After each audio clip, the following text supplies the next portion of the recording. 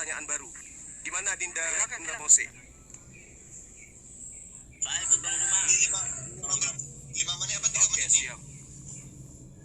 5 menit Bang, 5 menit teman kita dari Kristen, 5 menit dari kami Muslim gitu.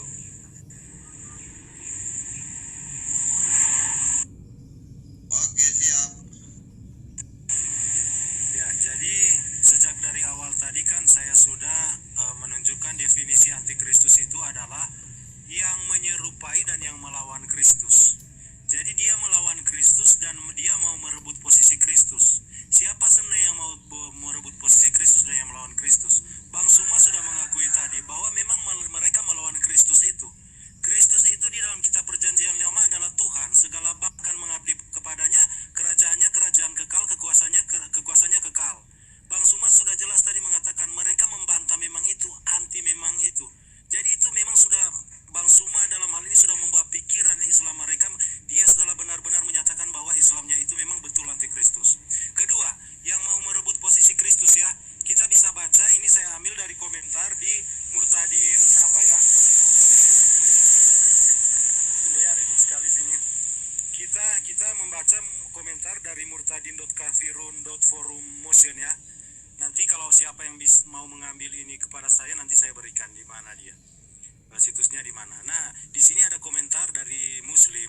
Nah, di sini betul saya lihat juga di di situsnya saya lihat di Play Store benar bukunya ada. Dan saya melihat memang apa yang dia narasikan di sini rangkuman dari buku itu ya. Nah, di sini kita lihat ya, Muhammad benar-benar, Islam mau benar-benar mengambil posisi Yesus Kristus. Akan ruh, cahaya, kalam dan akal pada dasarnya adalah satu yaitu hakikat Muhammad. Jadi dikatakan situ Muhammad SAW ya. Sebelumnya dikatakan makhluk yang pertama diciptakan adalah Allah, ialah ruh Muhammad SAW yang ia ciptakan dari cahaya jamal Allah. Sebagaimana firman Allah di dalam hadis qudsi, aku ciptakan Nur Muhammad dari cahaya zatku. Jadi Muhammad itu dengan Allah itu zatnya sama. Nah, ini mau merebut posisi Kristus. Hakikat Muhammad itu disebut nur karena bersih dari segala kegelapan dan menghalangi untuk dekat kepada Allah, sebagaimana firman Allah, telah datang kepadamu cahaya dan kitab penerang dari Allah. Jadi hakikat Muhammad adalah terang ya. Semua agama mengakui bahwa Allah adalah terang. Di sini dikatakan hakikat Muhammad itu adalah terang itu sendiri. Jadi di sini mereka mau menempatkan posisi Muhammad itu sama dengan posisi Kristus, yaitu Allah sejati. Karena Yesus memang Allah sejati. Kedua, hakikat Muhammad juga disakal. Nah, ini hikmat ya, karena ia yang menemukan segala sesuatu.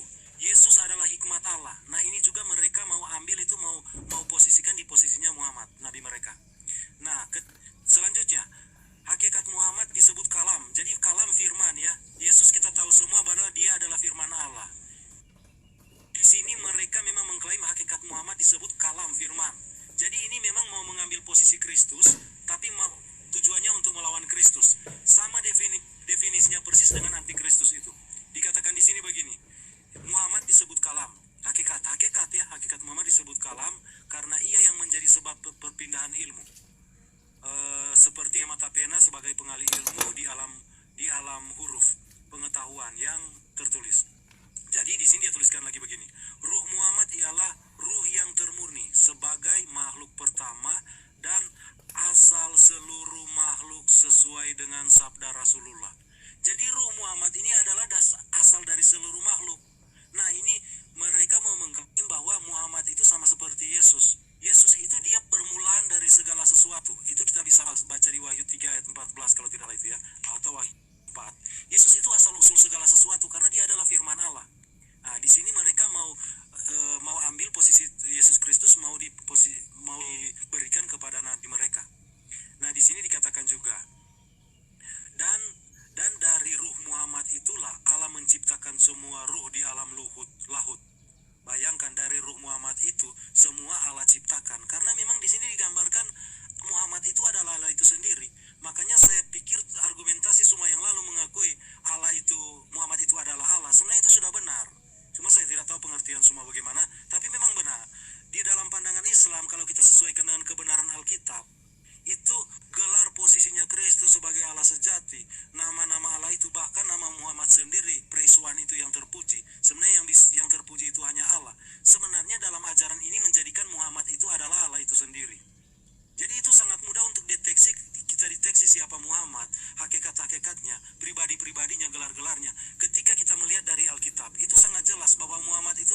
Kristus. Itu tidak bisa disangka lagi. Dia menyerupai Kristus dan mau melawan Kristus. Bang Suma sudah menyetujui tadi bahwa memang betul begitu. Yang mengakui Kristus adalah Tuhan memang lawan, mereka anti. Jadi sudah jelas ya bahwa memang Islam itu melawan ketuhanan Yesus.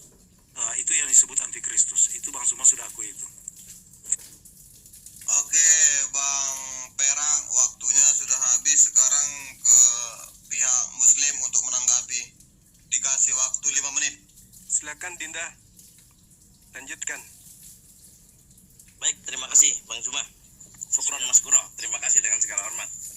Ya, saya tetap senada ya dengan Bang Zuma ya, bahwa tadi tuduhan Islam binatang buas ini saya balikkan, bahwa dalam pandangan kami umat Islam, binatang buas itu adalah orang-orang Kristiani. Karena kita tahu bahwasanya Israel itu selalu diumpamakan sebagai domba. Israel selalu diumpamakan sebagai domba. Nah, kalau Israel sebagai domba,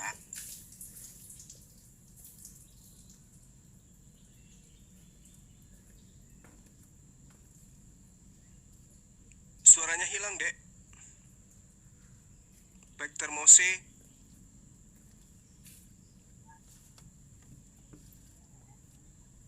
Suaranya hilang. Ya, kita pause. Iya. Ya, kita udah pause. Atau Bang Zuma? Oke. Baik, tolong nanti dinaikkan beliau ya. Jadi gini, melawan Kristus dan mau mengambil alih kedudukan Kristus. Siapa itu? Ya Paulus. Rasulullah Muhammad SAW itu tidak pernah kemudian kami menganggap dia itu adalah Kristus. Enggak. Sedikit pun. Kalau Anda berbicara mengenai tuduhan Anda bahwa Rasulullah Muhammad SAW itu mengatakan dirinya ingin menyamai kedudukan daripada Tuhan, itu nggak ada tuh. Konsep iman kami setinggi apapun pemahaman kami terhadap baginda Rasulullah Muhammad SAW, dia adalah Nabi, dia adalah Rasul. Justru yang ingin mengambil kedudukan daripada Tuhan pencipta langit dan bumi itu adalah teman-teman Kristen. Lalu kemudian siapa? Digantikan siapa di sana? Yesus.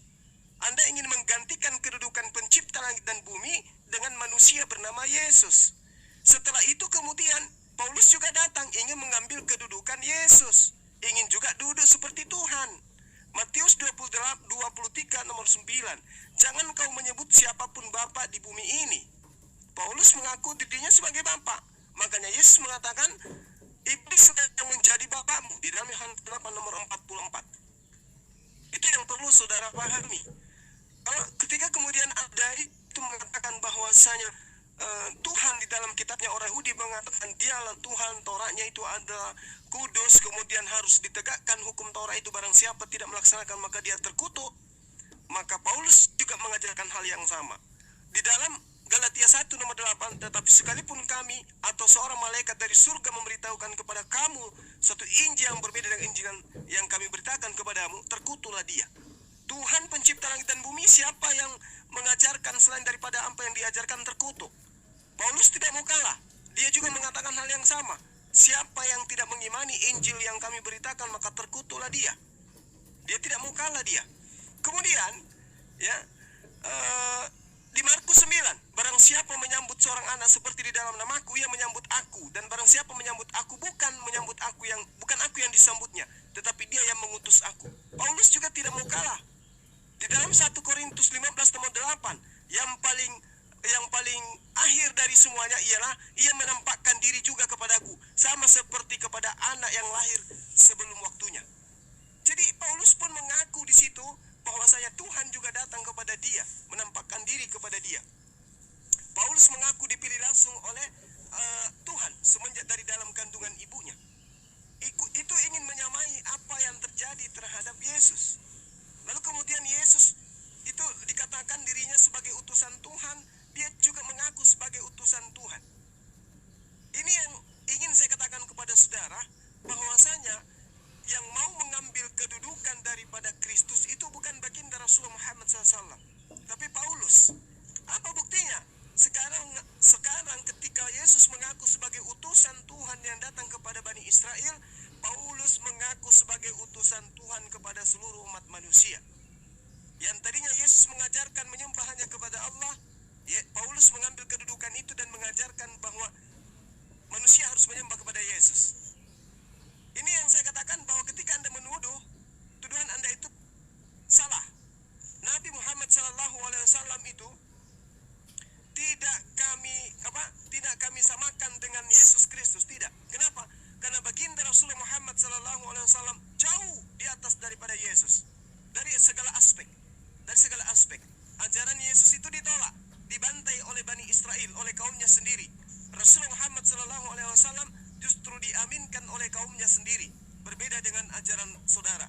Sehingga ketika datang pengajaran kemudian ada yang datang seperti domba.